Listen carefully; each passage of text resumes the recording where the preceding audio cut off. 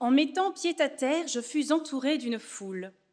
Je n'avais encore jamais vu une race de mortels si singulière, par les formes, les vêtements et la physionomie.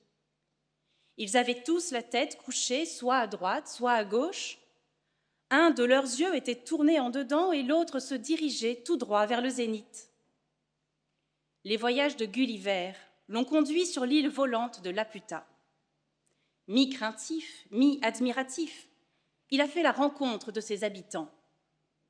Des êtres déconcertants et fascinants, ancrés dans l'introspection et tournés vers les principes supérieurs. Ces aventures lui révéleront que, bien qu'ils aient honte de le déclarer publiquement, la plupart d'entre eux ont une grande foi en l'astrologie judiciaire. Ce sentiment indécis qui s'est emparé du héros de Jonathan Swift, cette impression diffuse de faire face à des êtres qui ne sont ni Dieu ni hommes.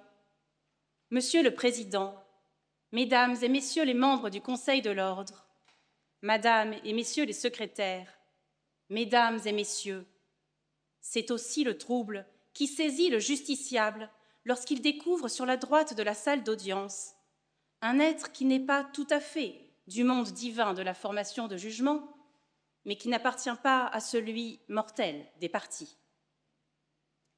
Les épithètes élogieuses ne manquent pas pour décrire celui que l'on a connu sous le nom de commissaire du roi, commissaire du gouvernement et désormais rapporteur public.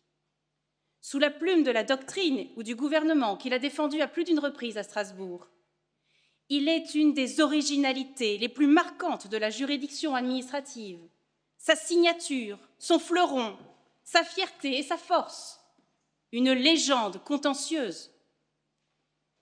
Mais les mêmes se rendent aussi à l'évidence. Pour l'œil inaccoutumé de ceux qui ne versent pas de manière habituelle dans les délices du contentieux administratif, il a des traits singuliers, peut-être même déconcertants. Il est tout à la fois celui qui en sait trop et celui qui en cache. Il présente un caractère sui generis. Les faits vous ont été rappelés. Un représentant de cette espèce inclassable ayant conclu devant le tribunal administratif de Caen fut nommé à la cour administrative d'appel de Nantes, où il se trouva à conclure à nouveau en appel sur la même affaire.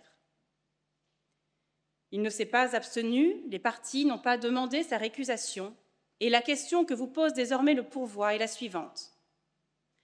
Le fait pour un rapporteur public d'avoir conclu dans une même affaire, d'abord devant le tribunal administratif, puis devant la cour administrative d'appel, entache-t-il l'arrêt d'irrégularité? C'est d'impartialité fonctionnelle qu'il s'agit ici, celle qu'il garantit que même en l'absence de parti pris personnel, un magistrat ne puisse être soupçonné de manquer d'objectivité. Cette exigence inhérente à l'office de tout juge s'impose bien sûr au rapporteur public. Comme chaque magistrat administratif, il a prêté publiquement serment de remplir ses fonctions en toute indépendance, probité et impartialité. Mais la configuration qui nous occupe est inédite. Pour résoudre la difficulté qu'elle soulève, il nous faudra percer le mystère du rapporteur public. Nous vous invitons à coiffer le casque de l'explorateur et à chausser les lunettes du savant pour répondre à ces questions. Qui est le rapporteur public et comment vit-il? L'habitus d'abord, l'habitat ensuite. Le coq chante, le lion rugit, l'ours grogne, le rapporteur public, lui, conclut. Il conclut, mais il demeure aux portes du huis clos secret qui se tient après l'audience. Le chercheur aguerri ne s'arrête pas à cette première observation. La fonction du rapporteur public dépasse largement le cérémonial de l'audience. Il contribue activement aux fondations sur lesquelles les juges s'appuieront pour décider. Le rapporteur public est donc tout à la fois un juge en lisière de la formation de jugement et au cœur de la formation du jugement. La formation de jugement. En 1829, à la mort du pape Léon XII, s'ouvre un conclave sous haute tension, où se cristallisent les ambitions et les jeux d'influence des puissances européennes. La France compte sur son ambassadeur à Rome pour porter sa voix. Chateaubriand prononce devant le collège des cardinaux un discours qui connaît un grand succès. Succès dont, dit-on, il s'enivra quelque peu. C'est fort de ce triomphe que l'auteur du Génie du christianisme se targue de faire voir au roi de France ce que l'on n'a jamais vu, l'intérieur d'un conclave. C'est peine perdue, un cri retentit sous les voûtes de la chapelle Sixtine. « Extra omnes, tous dehors !» Et les portes se referment derrière les cardinaux. C'est dans cette même tension que se noue la fonction du rapporteur public. Un magistrat dont la parole publique est claire, mais dont la voix s'éteint au seuil du délibéré. Ainsi que l'énonce l'article L7 du Code de justice administrative, le rapporteur public expose son opinion sur les questions que présentent à juger les requêtes et sur les solutions qu'elles appellent. Sa mission consiste d'abord à vous éclairer, vous, formation de jugement. Les conclusions sont aussi utiles aux parties, qui peuvent saisir la réflexion de la juridiction pendant qu'elle s'élabore. Pour les uns comme pour les autres, c'est l'indépendance de cette parole qui fait sa valeur. Une indépendance conquise lors de l'épisode fameux de la révocation d'Émile Reverchon en 1852. Une indépendance consacrée un siècle plus tard, en 1957, à l'occasion de la révocation d'un autre commissaire du gouvernement, le sieur Gervaise. Dans un considérant qui sera repris ensuite dans vos arrêts esclatines et communautés d'agglomération du pays de Martigues. Mais une fois ces conclusions prononcées, le rapporteur public se tait. Extra omnes, à l'issue de l'audience, le rapport public des tribunaux et des cours quitte la salle sans assister au délibéré. Ce sont les répercussions du séisme venu de Strasbourg, les arrêts Cress et Martigny qui ont condamné sa présence même passive au délibéré. Alors, comment le soupçonner d'avoir déjà jugé l'affaire, puisqu'il ne la juge pas? C'est précisément parce qu'il donne son opinion, mais ne délibère pas, que vous jugez que le principe d'impartialité ne fait pas obstacle à ce qu'un rapporteur public puisse conclure dans une affaire alors qu'il avait auparavant siégé dans la formation de jugement. Et si l'inverse n'est pas vrai, c'est en raison du risque de compromettre le secret du délibéré, non d'une atteinte au principe d'impartialité. Mais les conclusions prononcées à l'audience ne sont que la face émergée de l'influence qu'exerce le rapporteur public sur la décision. Il est en effet au cœur de la formation du jugement. Dans sa nouvelle Maître Zacharius, Jules Verne rappelle que l'horlogerie est longtemps demeurée dans l'enfance de l'art, mesurant le temps de façon fort imparfaite. Jusqu'au jour où Maître Zacharius imagina l'échappement, petit dispositif dissimulé derrière le cadran, qui permit d'obtenir une régularité mathématique en soumettant le mouvement du pendule à une force constante. Dans la coulisse, le rapporteur public, lui aussi, agit comme un rouage discret, mais indispensable au bon fonctionnement et à la régularité du procès administratif. En amont de l'audience, il a un rôle actif au sein de l'équipe qui instruit le dossier. Avant que leurs chemins ne se séparent, il a pris connaissance de la note et du projet du rapporteur. Il a été présent aux séances d'instruction au cours desquelles l'orientation de l'affaire a été débattue. Une discussion s'est engagée sur les moyens des parties et le projet du rapporteur. Tous accordent en outre une grande valeur à la collégialité de couloir, ces conversations informelles avec le rapporteur ou le président de la Chambre. Le rapporteur public se nourrit de ces réflexions, qu'il intègre dans ses conclusions. C'est bien pourquoi, en dépit de son absence physique au délibéré, il continue à exercer en aval de l'audience une influence déterminante. Lorsqu'il donne son avis sur les conclusions, sur les solutions qu'appelle le litige, il a l'objectif, bien sûr, de convaincre la formation qui va délibérer, de la rallier à son opinion. On cite volontiers la formule du professeur Raymond Guillien, qui décrit les conclusions comme une forme de préjugement, le délibéré d'un seul homme. Autant d'éléments qui, sans la condamner, viennent fragiliser la distinction entre le juge qui donne son opinion et le juge qui délibère.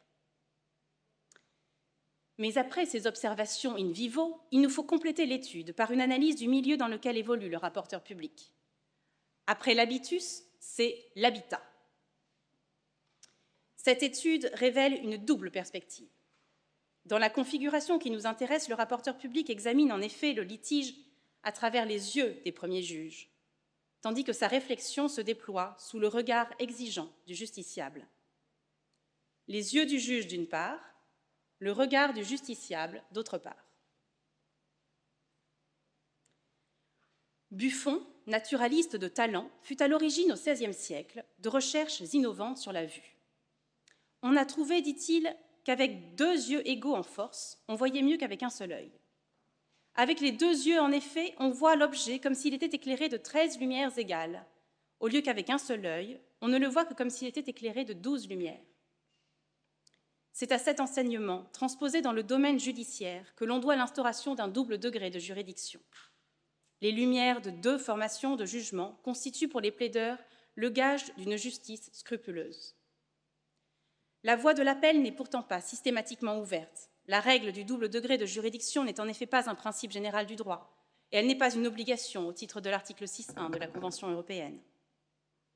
Mais quand elle est ouverte au justiciable, elle doit obéir à certains principes qui garantissent son effectivité. En particulier, les règles générales relatives à la composition des juridictions font obstacle à ce qu'un juge qui a eu à connaître d'un litige en première instance siège lors de l'examen du même litige en appel. Sur ce point, votre jurisprudence distingue bien l'appel de l'annulation. Après une annulation, la décision n'a jamais existé. Le juge qui statue est à nouveau saisi ab initio. On accepte qu'il aura un regard neuf sur l'affaire. C'est pourquoi vous jugez de longue date que ni le principe d'impartialité ni aucune règle générale de procédure ne font obstacle à ce que les juges dont une décision a été annulée délibèrent à nouveau sur la même affaire avec la même qualité. Il n'en va autrement qu'en cas de disposition contraire, du type de celle qui exige que la formation de jugement appelée à délibérer sur une affaire à la suite d'une annulation par le Conseil d'État ne comprenne aucun magistrat ayant participé au premier délibéré. Des dispositions qui ne s'appliquent pas au rapporteur public. Si bien que vous avez jugé en 2017 que lorsqu'il a conclu dans une affaire devant une cour administrative d'appel, il peut conclure à nouveau sur celle-ci après une annulation du Conseil d'État. Mais la fiction de l'annulation est étrangère à la logique de l'appel. Si les premiers juges étaient amenés à examiner à nouveau l'affaire en appel, leur impartialité serait évidemment compromise. Auteur de la décision attaquée, ils se trouveraient juges et parties. Le rapporteur public, cependant, ne peut se rejuger lui-même, puisqu'il n'a pas jugé la première fois. Il n'est tenu ni par ses propres conclusions, ni par la décision des premiers juges, qu'il examinera en toute indépendance et en toute conscience. Mais le rapporteur public est également sous le regard du justiciable. Dans l'Émile, Jean-Jacques Rousseau professe que le système d'éducation des hommes doit être le contraire de celui des femmes. Pour ce grand moraliste, apôtre de la liberté et de l'égalité, si l'homme de bien peut braver le jugement public, c'est une autre affaire pour la femme. En bienfaisant, celle-ci n'a fait que la moitié de sa tâche. Ce que l'on pense d'elle n'importe pas moins que ce qu'elle est. Lorsqu'elle érigea cette morale en principe, la Cour européenne des droits de l'homme a rétabli l'égalité des genres. Depuis ses arrêts Delcourt et Borges, elle exige non pas seulement l'impartialité de tous les acteurs du procès, mais la mise en scène de cette impartialité. La justice est un spectacle. La France, d'ailleurs, ne le sait que trop. C'est sur le fondement de la théorie des apparences que la présence du rapporteur public au délibéré a entraîné sa condamnation dans les arrêts Cress et Martigny. Pour la Cour, le commissaire du gouvernement peut être légitimement considéré par les parties comme prenant fait et cause pour l'une d'elles. Or, le procès équitable impose de tenir compte de ce qu'elle qualifie de sensibilité accrue du public aux garanties d'une bonne justice. L'époque est d'ailleurs bien lointaine où, comme le rapportait malicieusement le professeur Rivero, il pouvait arriver aux membres du Conseil d'État de tenir le requérant pour un simple jeton que l'on introduit dans l'appareil pour déclencher le mécanisme contentieux. Précisément, le sentiment d'inégalité que dénonçait la Cour de Strasbourg ne survient-il pas aussi dans l'esprit du plaideur novice qui, après avoir entendu à Caen les conclusions défavorables du rapporteur public devant le tribunal administratif, aura la surprise, la stupeur de retrouver ce magistrat à Nantes devant la cour administrative d'appel? On se représente aisément sa circonspection, pour ne pas dire sa méfiance. L'avis du rapporteur public n'est-il pas suivi par la formation de jugement dans plus de 3/4 des affaires? On hésite néanmoins à juger irrégulière la décision attaquée pour de simples impressions. Si Plutarque nous enseigne que la femme de César ne doit pas être soupçonnée, Molière et son Tartuffe ne nous ont-ils pas appris que le plus souvent l'apparence déçoit et qu'il ne faut pas toujours juger sur ce qu'on voit? Monsieur le Président, Mesdames et Messieurs les membres du Conseil de l'Ordre, Madame et Messieurs les secrétaires, Mesdames et Messieurs, oui, vous tous, c'est Victor Hugo qui vous interpelle, comprenez que les mots sont tout-puissants.